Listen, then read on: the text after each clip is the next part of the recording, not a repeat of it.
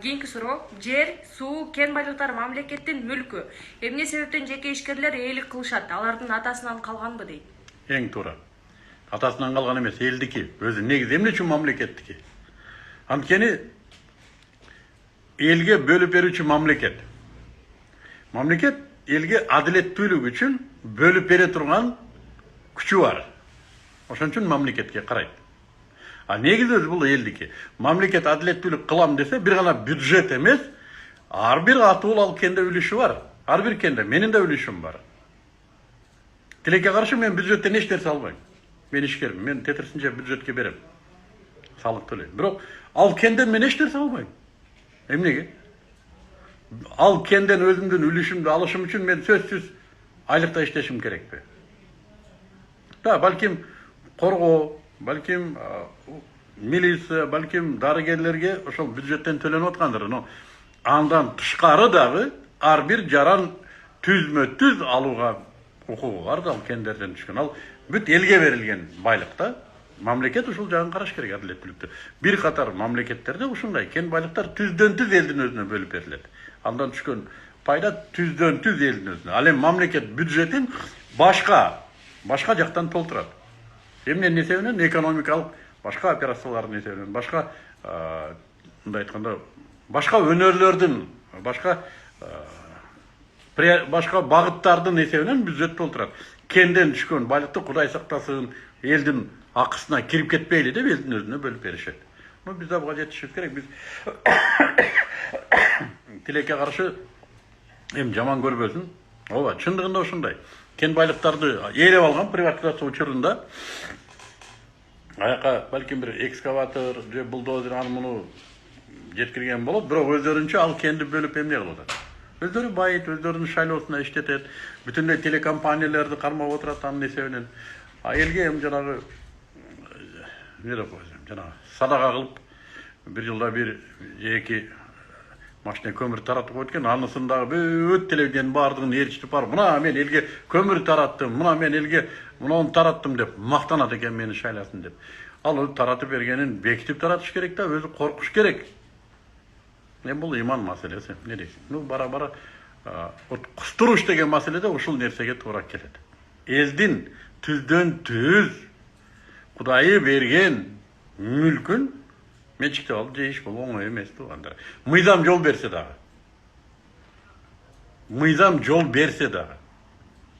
Бул элдин акысы деп эсептелет.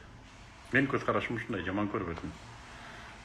Кийинки суроо. Ассаламу алейкум жамаат. Ажаке, пенсия маселесинде дагы чоң көйгөй болуп жатат. Мисалы, сапатсыз атка минерлерибиз эртең пенсия сурайт.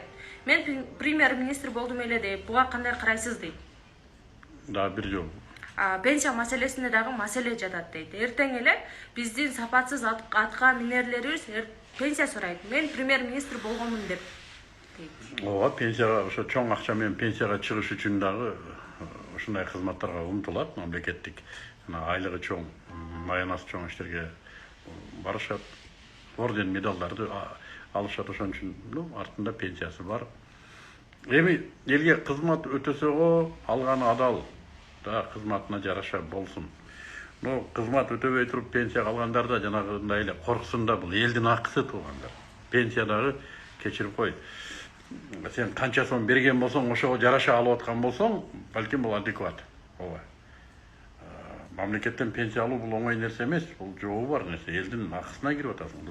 Түздөн-түз акысы, казнаныкы бул. Ошон үчүн эл өзү ыраазы болуп, мына аксакал ушунча бизге иштеп берди, ошого биз көңүлүбүздөн чыгарып талап кылбайбыз, ушунун иштеп алганы деген пенсия болсо кеп жок. Эл ыраазы болсо. Сен эчтеке кылган жоксуң, уурдап тонодуң, анан дагы өлгөнчө тоногонуң, бул кечирип кой. Жооп берилет. Балким мыйзам чегиндедир, балким. Бирок Кудай алдында жооп бере турган нерсе. Ары бир дем алганың үчүн жооп бере турган учурда, Кудайым, Кудай сактасын да булардын жообунан. Кудай сактасын.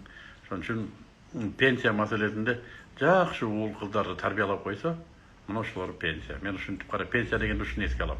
Жакшы уул кыз тарбиялап коелу, мына ошолор бизди баксын. Мамлекеттен алган пенсия аз эле болсун дейм да, жообу бар. Кудай сактасын.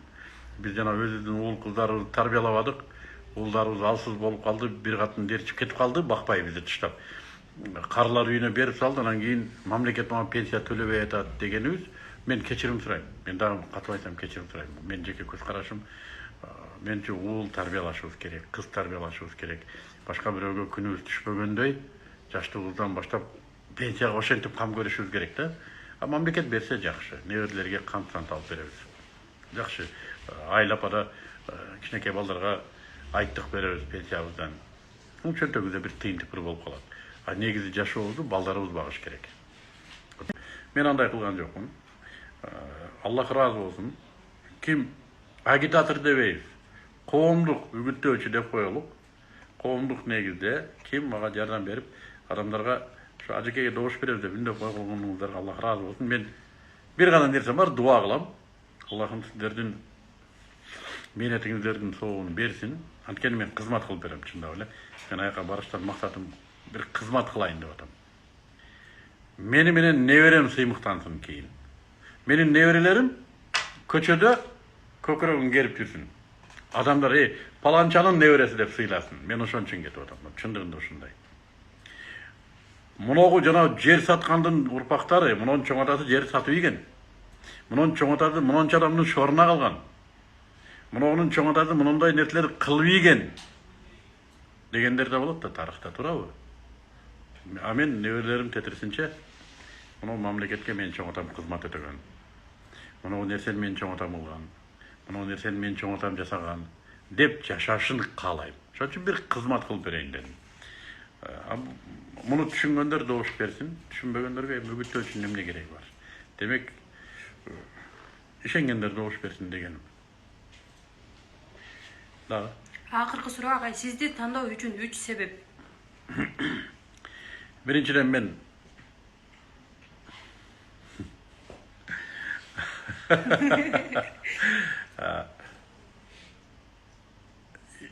кандай деп ишендирем? Ойлоно турган суроо. Келиңиздер мындай кылабыз. Мен азыр ушул жерде жалган убада бергим келбейт. Жүрөгүңүз менен кеңешиңиз. Болгон бир эки аргумент айтам.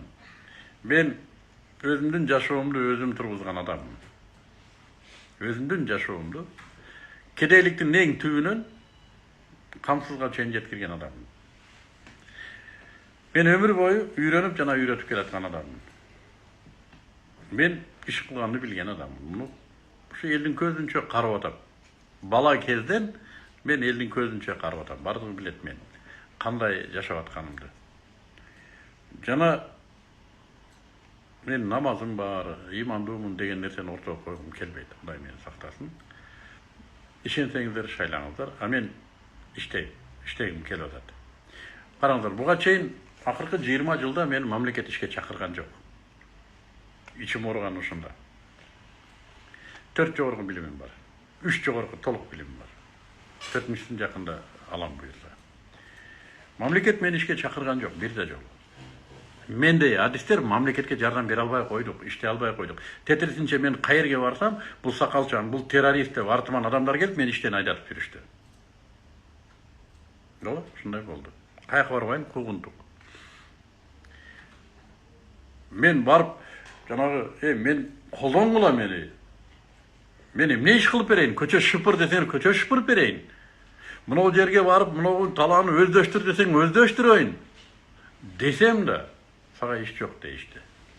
Далилдерим бар. Өзүм ойлоп таптым, жок дегенде халал жагын өнүктүрөйүн. Халал тамакты киргизейин. Мен ушу менен элиме кызмат кылып коеюн. Азырга чейин бут досулар, Атайып экономика министрлигинде антимыктыбек деген бөлүм бар. Антимыктыбек деп өздөрү билет муну. Мамлекеттик ишканада менин ушул ишиме каршы бөлүм бар. Бүгүн окусам эме болуп калыптыр, мамлекеттик ишканага айланып калыптыр. Вот. Бүт демилгелерим өзүм чыгып, өзүм бир балак кылып, ушу айтып атпаймынбы, бир мен келечек урпактарым мен менен сыймыктансын кылган кызматым. Мамлекет мени колдонбой койду. 3-4 жолу шайлоого бардым. Биринчисинде утулдум. Экинчисинде партиябыз менен чабылдык, Раматылык Муктардын чырында жана Замандаш партиясы. Үчүнчүсүндө чабылдык Замандашта. Президенттик шайлоого чыкканда утулдум. Эмнеге мен буга жанталашып атам? Мен кресло барып отуруш үчүн эмес. Мен кабинетимде кресло андан жакшыраак. Кызмат кылып берейин десем албай атат мени. Мамлекет тоготпой атат. Мамлекет иштеткиси келбей атат мага ошол ишмерди. Мен күттүм президенттен чакырыкты. Иш береби экен деп. Жок. Иш береби, мен ачка калганымдан эмес, ал айлыкка мен жашай албайм деле. Мен үй бүлөм чоң. Ишкерлигим бар. Кызмат кылып берейин деп күттүм. Өзүм сурангандан уялдым. Бул иш сурап атат.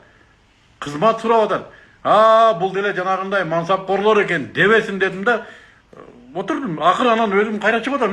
Кел мен силерге кызмат кылып берейин. Азыр 56 жашта экенмин.